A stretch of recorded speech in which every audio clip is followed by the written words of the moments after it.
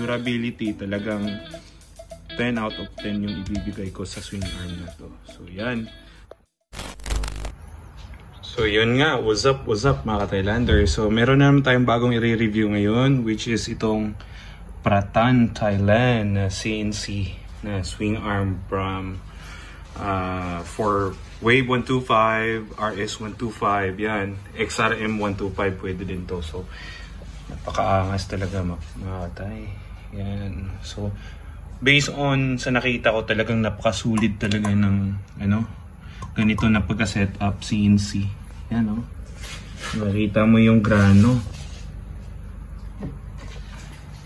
Isa din sa gusto ko dito is yung niya, yan. Yung para sa axle niya at saka yung adjuster.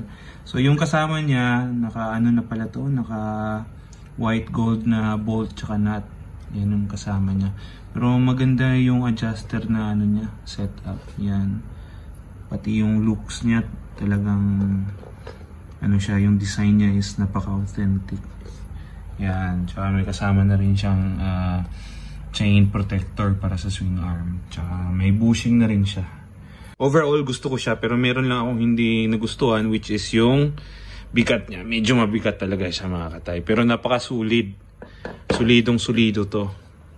Yan. So, for durability, talagang 10 out of 10 yung ibibigay ko sa swing arm na to. So, yan.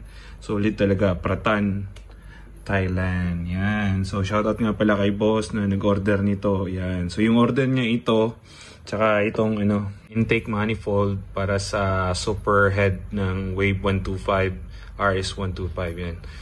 So, pwede ito sa head ng RG, Leo, tsaka yung bagong labas na high speed. Yan. So, pwede kayong mag-order nito mga katay. Yan. Solid na solid.